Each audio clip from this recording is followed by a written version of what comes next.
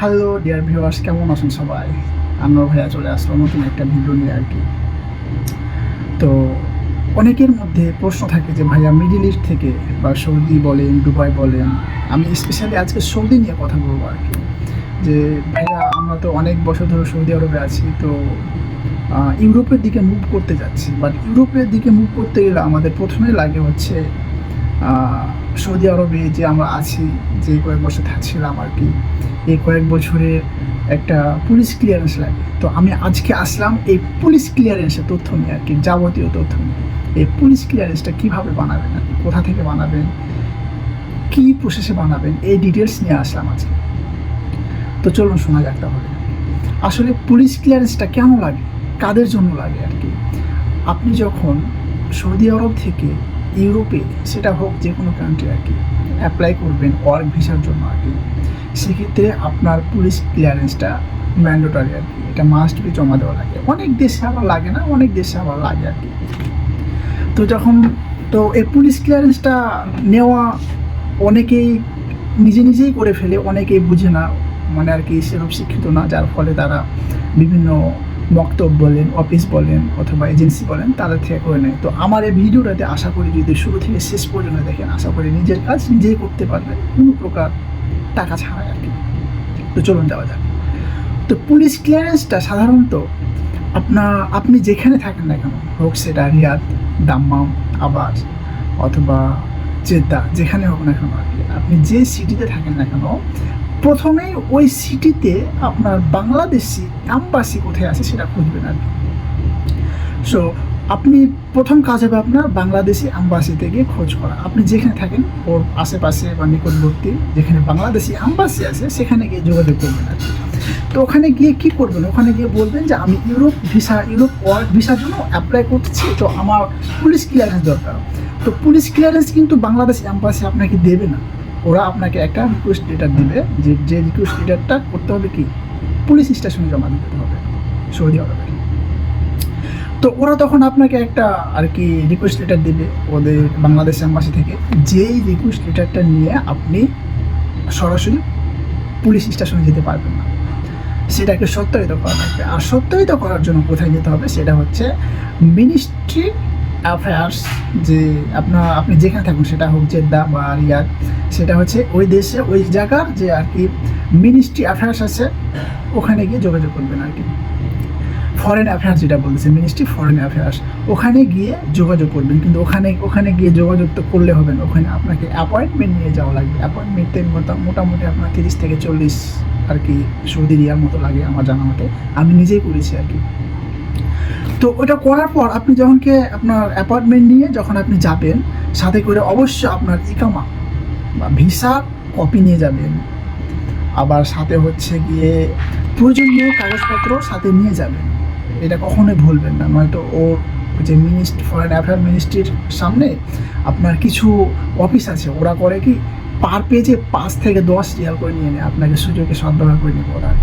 তো চেষ্টা করবেন নিজের কাজ নিজে আগে থেকে পেপারসগুলো রেডি করে, বাংলাদেশ অ্যাম্বাসি থেকে যে রিকোয়েস্ট লেটার দেবে সেটা নিয়ে আপনার প্রয়োজনীয় কাগজপত্র নিয়ে চলে যাবেন। অ্যাপয়েন্টমেন্ট যদি করতে না পারেন, আপনি ডাইরেক্ট চলে যাবেন ফরেন অ্যাফেয়ার্স যে মিনিস্ট্রি আছে ওর সামনে চলে যাবেন, গিয়ে দেখবেন অনেক লোকজন বাংলাদেশের আর আছে। ভাই কী করবেন পুলিশ ক্লিয়ারেন্স করবেন, আসেন আমার কাছে আসে, বাঙালি আছে, আপনার ভাষা পাওয়া লাগবে না, বাঙালি আছে। তখন বলবে যে হ্যাঁ চলে যাবেন, ওরা আপনাকে করে দিবে আর কি, অ্যাপয়েন্টমেন্ট নিয়ে দিবে। যদি আপনি অ্যাপয়েন্টমেন্ট না নিয়ে থাকেন, অ্যাপয়েন্টমেন্ট নিয়ে দিবে, নিয়ে দেওয়ার পরে চলে গেলেন, যাওয়ার পরে আপনি যে রিকোয়েস্ট লেটারটা নিয়ে যাবেন ঠিক কীরকম হয় আমি আপনাকে দেখাই দিই, একেবারে ঠিক এই যে এই টাইপের, এই যে দেখেন এই যে একটা স্টিকার মারছে, এই স্টিকারটা একেবারে সেম এরকম টাইপের একটা আপনার কী করবেন, রিকোয়েস্ট লেটারের উপর এরকম একটা স্টিকার দিয়ে দিবে, এটা হচ্ছে অ্যাটেস্টেড, এটাকে বলা হয় অ্যাটেস্টেড। তো এই অ্যাটেস্টেড করা হয়ে গেলো তখন আপনি করবেন কি, এই কাগজটা নিয়ে হচ্ছে গিয়ে চলে যাবেন ডাইরেক্ট পুলিশ স্টেশন। তো পুলিশ স্টেশন যাওয়ার পরে তখন ওরা আপনাকে আপনার পুলিশ ক্লিয়ারেন্স হয়তো বা আধা ঘন্টা হোক বা 1 ঘন্টা হোক সময় দিয়ে ওরা আপনাকে সাথে পুলিশ ক্লিয়ারেন্সটা বের করে দেবে। আমি যাই হোক দেখাচ্ছি না, শো করছি না, কারণ এগুলো পার্সোনাল জিনিস। তো যার ফলে আপনাকে যখন দেবে, ওই পুলিশ ক্লিয়ারেন্সটা যখন দেবে ওটা কিন্তু আপনি ডাইরেক্ট ইউজ করতে পারবেন না ভিসা অ্যাপ্লাইয়ের জন্য আর কি। ওটাকে নিয়ে আবার কোথায় যাওয়া লাগবে, আবার যাওয়া লাগবে মিনিস্ট্রি অফ ফরেন অ্যাফেয়ার্স, গিয়ে আবার সেমভাবে ওই ক্লিয়ারেন্সের উপর ওরা একটা কী করবে, অ্যারেস্টেড করে দেবে আর কি, স্টিকার মেরে দেবে। এই স্টিকার কিন্তু এই বাংলাদেশে অনেক জায়গায় যে কিনে পাওয়া যায় না, সত্যতা করে না, ওটা ওরকম না। সো বি কেয়ারফুল, এটা অনেক নামি দামি খামদানি আর কি। তো যখন করলেন আপনার কাজ শেষ, এখন আপনি ভিসার জন্য অ্যাপ্লাই করবেন কি ঘোরার জন্য অ্যাপ্লাই করবেন কি ইউরোপ কি সেনজেন, মানে অ্যাজ ইউ লাইক, আপনি কোথায় যাবেন ওটা নিয়ে অ্যাপ্লাই করবেন, সমস্যা নয় আর কি। তো আশা করি আমার এই ভিডিওটা পুরো থেকে যদি কেউ শুরু থেকে দেখে থাকেন তাহলে অবশ্যই বুঝেছেন। প্রথমত হচ্ছে ইউরোপ যাবেন, ইউরোপ যাওয়ার আগে আপনার ভিসা অ্যাপ্লাইয়ের জন্য আপনাকে পুলিশ ক্লিয়ারেন্স নেওয়া লাগবে। তো এই পুলিশ ক্লিয়ারেন্সের প্রথম ধাপ হচ্ছে আপনি যেখানে থাকেন না কোনো সেই জায়গার আশেপাশে বাংলাদেশ অ্যাম্বাসি খোঁজ করবেন, খোঁজ করে ওখানে গিয়ে বলবেন যে আমি পুলিশ ক্লিয়ারেন্স ইউরোপ যাবো, তো পুলিশ ক্লিয়ারেন্সের জন্য অ্যাপ্লাই করতে যাচ্ছি।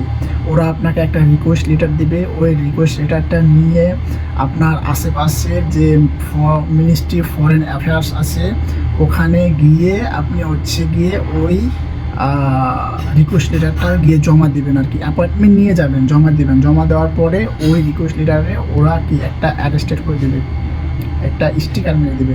ওটা নিয়ে পুলিশ স্টেশন যাবেন, লোকাল পুলিশ স্টেশন, পুলিশ স্টেশনে গিয়ে ওরা আপনাকে পুলিশ ক্লিয়ারেন্স দেবে। পুলিশ ক্লিয়ারেন্সটা নিয়ে আবার ফরেন অ্যাফেয়ার্সে যাবেন, মিনিস্টার অফ ফরেন অ্যাফেয়ার্স, ওখানে পুলিশ ক্লিয়ারেন্সের উপর ফাইনাল একটা স্টিকার মারবে। বোঝা গেছে আমার কথা? স্টিকার। তো ওইটাই আপনার কাজ শেষ, আর কোনো কাজ নাই। এখন কথা হচ্ছে ভাইয়া এই পুরো প্রসেস কমপ্লিট করতে কত টাকা খরচ হতে পারে? আপনি যদি বোকা চোদা থাকেন তাহলে আপনার বহুত খরচ হবে, হয়তো 500-1000 রিয়াল হতে পারে। কিন্তু আপনি যদি একটা চালু হন আপনার সর্বোচ্চ 50 রিয়ালের কাজ হবে। ট্যাক্সি ভাড়া নিয়ে আর কি, এটা বললাম আর কি, আশেপাশে যদি থাকেন ট্যাক্সি ভাড়া নিয়ে 50 রিয়াল, কারণ আপনার অ্যাপয়েন্টমেন্ট নিতে মেবি 20 থেকে 25 রিয়াল মতো লাগে আর কি। এই তো হচ্ছে সব খরচ এবং হিসাব নিকাশ কীভাবে করবেন না করবেন। সো অলওয়েজ কারো ওপর নির্ভরশীল না হয়ে নিজের কাজ নিজে করতে শিখুন, একটু ব্রেনটা খাটান, দেখবেন অনেক ভালো লাগবে, স্বস্তি লাগবে। নিজেও কেউ শিখতে পারবেন, অপরকে কেউ শেখাতে পারবেন, আপনার যে টাকা ইনকাম করছেন এই টাকাটা একটু সেভ হবে। সো বি কেয়ারফুল, নিজের কাজ নিজে করুন, এতে আপনার জন্যই মঙ্গল কামনা আসবে আর কি। তো আশা করি ভালো থাকবেন, সুস্থ থাকবেন। আনোয়ার ভাইয়ের জন্য বেশি বেশি দোয়া করবেন। আনোয়ার ভাই আপনাদের জন্য একেবারে উজাড় করে যা আছে সব দিয়ে দেবে। আসসালামু আলাইকুম।